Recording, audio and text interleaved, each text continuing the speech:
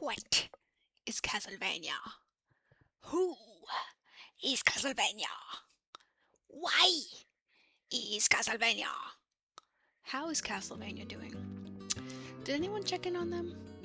I guess not, because they've announced the new game Belmont's Curse, releasing in October of 2026, and I want to be excited so bad! But this just doesn't feel like it'll live up to the standards the franchise has set, and I'm going to tell you why I believe so. There are 6 key elements of a Castlevania game, to me, that I'm going to break down, starting with the setting. It's called Castlevania. Being set in a castle is a must.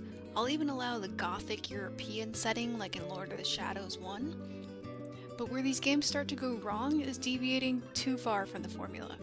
For example, Lord of the Shadows 2 is a terrible setting.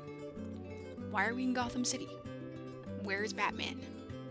This game has some redeeming settings, like some of the castle parts, but it spends way too much time in the modern age.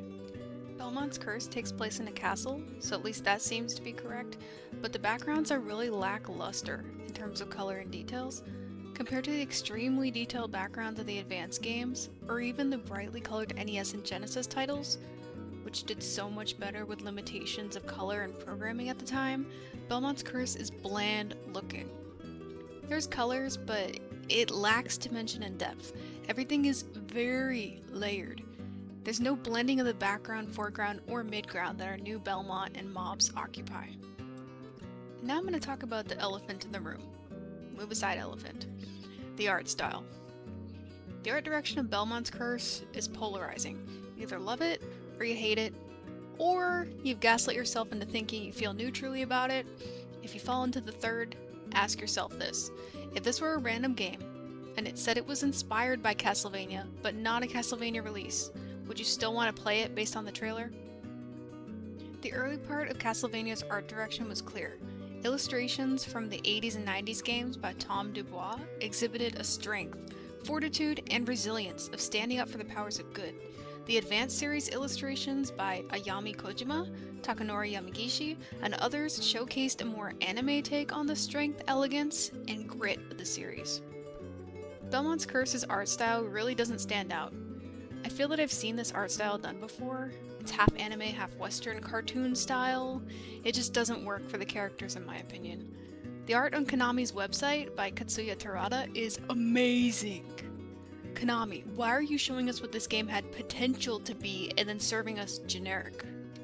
Every Castlevania title has a stake. Not just for killing the vampires, but the main characters all have a reason to fight. A reason to be in the castle. Lord of the Shadows, Gabriel's motivation is to resurrect his dead love.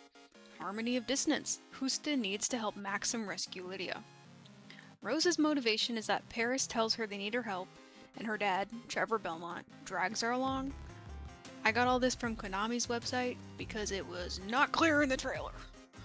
The trailer spent all this time like, look, a woman, a main character, Castlevania can be feminist too. But then they forget about Order of Ecclesia's Shanoa, who's not a Belmont, but was still the first female lead in the franchise. It feels kind of dumb to harp on Rose being a woman so much in this. It very much feels like if the game doesn't meet expectations and sales, Konami's gonna say, people must not like Castlevania, rather than acknowledging the real problems. Order of Ecclesia did well, so they can't make that excuse in advance. The next 2 elements, I'm gonna group them together. Castlevania requires Catholic imagery and themes of good versus evil to be very clear. It's set in a distinct era. During these times, Catholicism was the main religion. As Gothic imagery originated in Europe, it makes sense for these to be historically accurate. Belmont's Curse is set in Paris.